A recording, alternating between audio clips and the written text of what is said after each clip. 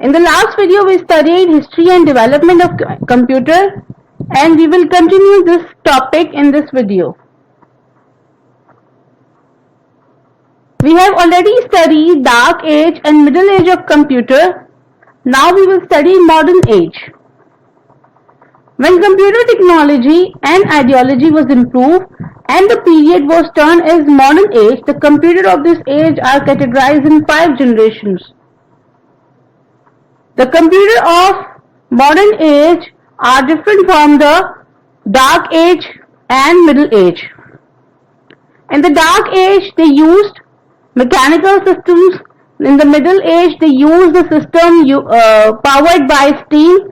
And now let's see what they use in modern ages. The first generation. The duration of first generation computer was 1940 to 1956 and vacuum tubes. They used vacuum tubes for circuitry and magnetic drums for memory. They were often enormous, take up entire rooms. We have already heard that computers in early ages were huge enough that they take up entire room for their capacity. They were very expensive and consume great deal of electricity.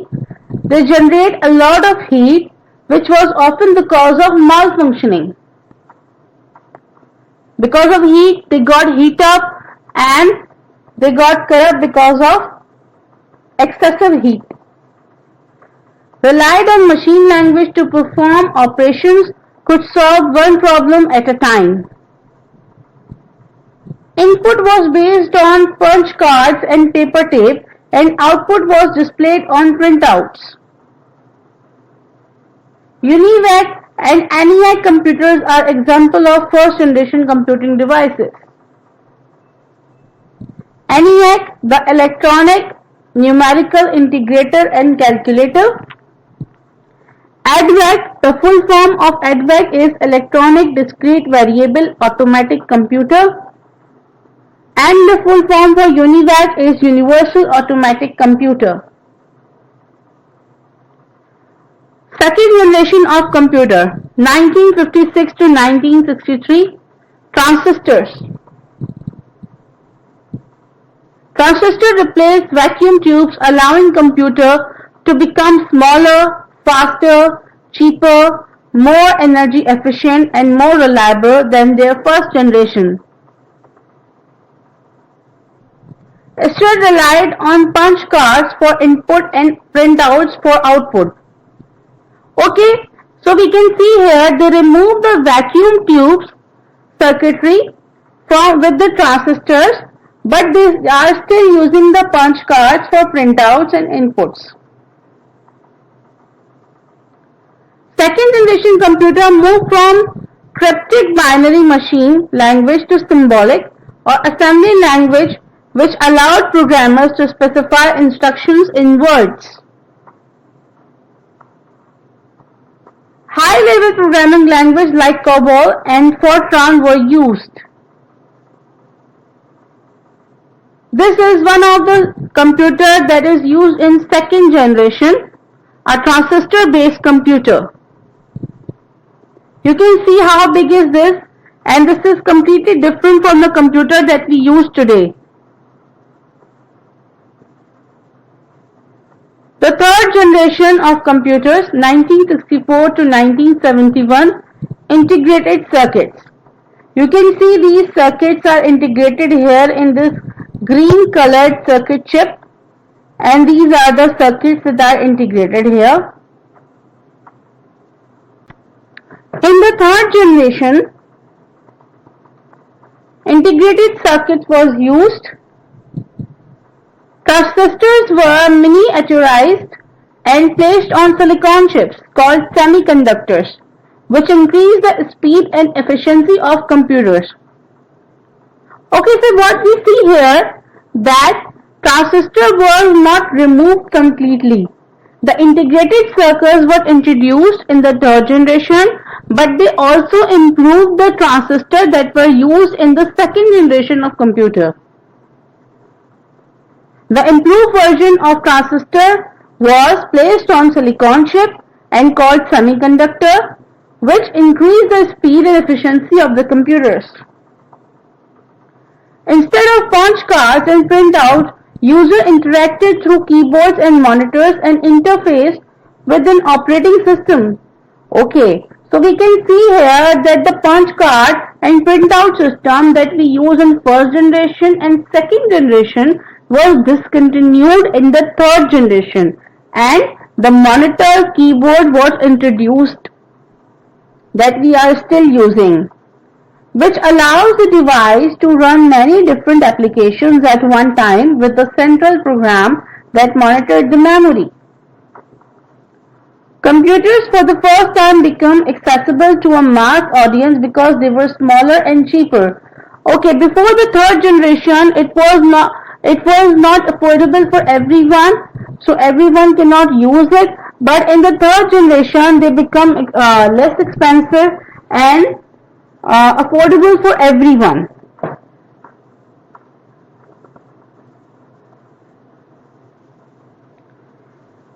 This was the computer used in the third generation. You can see it looks like a bit the computer we use in these days. A monitor is there, a keyboard is here, and we see this kind of a CPU thing is here. This is a silicon integrated circuit which is embedded on a silicon chip. The fourth generation microprocessors 1971 to present.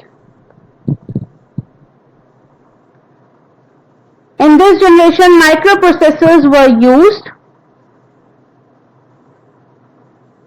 What in the first generation filled an entire room could now fit in the palm of the hands. In 1981, IBM introduced its first computer for the home user, and in 1984, Apple introduced the Macintosh. This was also a computer. As these small computers became more powerful, they could be linked together to form networks, which eventually led to the development of Internet that we use today vastly. Fourth generation computers are also saw the development of GUIs, that is graphical user interface, the mouse and handheld devices.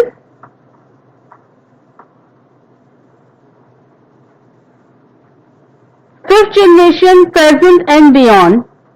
Artificial intelligence.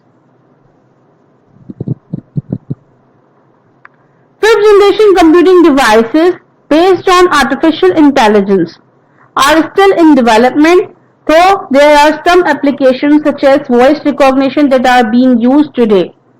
We have seen that a huge and massive updation in the cell phone industry, in the tablet industry, in the laptop industry.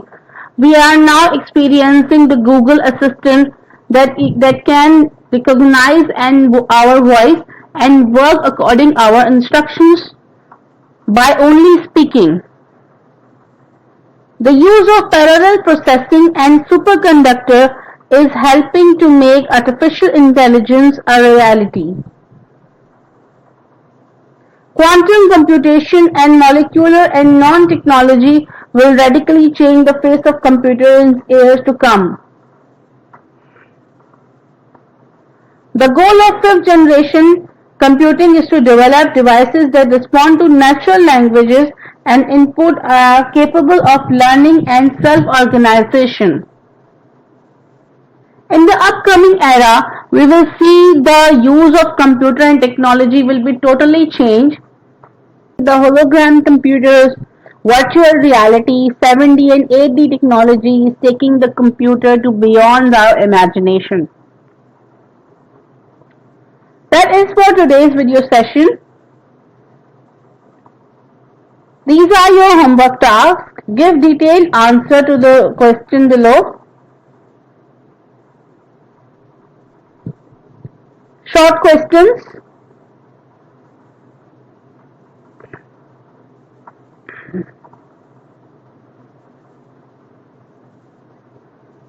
MCQs.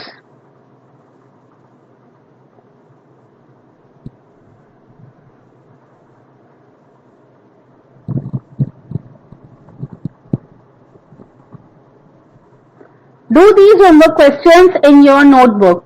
Thank you and Jazakallah.